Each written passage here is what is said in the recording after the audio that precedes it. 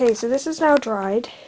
If you use a new paintbrush, like me, you'll find that loads of the bristles sort of get in there, but you shouldn't be able to see it after you paint it all.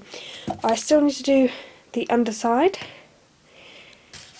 and the rest of the background.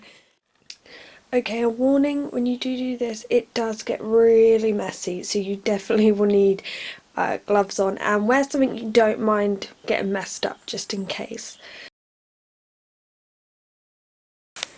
Okay, so finally my 24-inch beach Terrapod Vivarium has finally turned up. One actually arrived earlier this week, but it had quite a few defects, so it had to go back.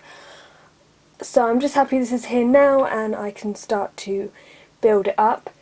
Usually when you're making these sort of 3D backgrounds and so on, you should have the Vivarium there already, so you know it'll definitely fit, but this particular Vivarium is pretty much the same size as Gizmo's current one, and the insert I'm making is kind of small, it doesn't take up the whole tank.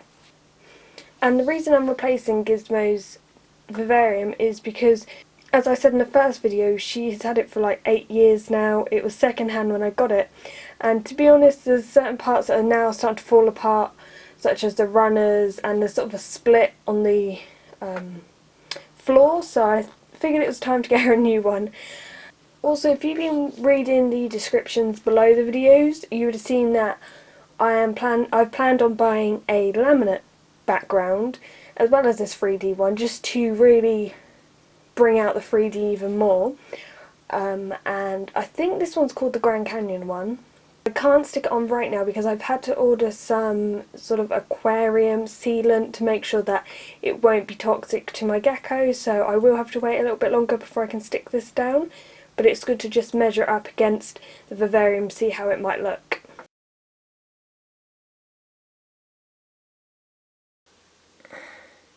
It looks like I'll have to put this together before I can stick this down. I was hoping that I could stick it all down first and then put it together and it'll look sort of seamless, it'll just go all the way around, but I've got to put these and stuff. So at the moment what I'm going to do is just cut out the shapes what I will need.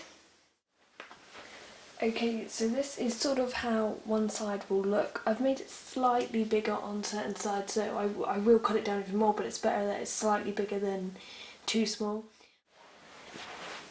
And this is how the background's going to look. Obviously these won't be here because it'll be all stuck down, but this is obviously just a tester of how it's all going to look, and I'm totally just ignoring that vent over there and just keeping this one. Okay, at this point I figured I'd give you some tips on how to make up the grout. So I've got some plain grout in there. This is going to be the third layer, just a lot more brown. And basically you want to use water. Mine's gone a little bit funny colour because I've been actually using it for a while. But what you want to do is just tip a bit in at a time. You don't want to tip a whole load because it just doesn't really, I don't know, it just doesn't work out well. So you want to keep adding bits at a time. And you definitely want to wear gloves because this is messy. And normally the consistencies, you know, like when you have ice cream and it's been melting for a while, but it's not fully like liquid, it's a bit creamy. That's sort of what you want. And what I normally find is once you put it on the polystyrene, it definitely dries out a lot quicker. So hopefully that bit has helped, and I'm just going to do the third layer now.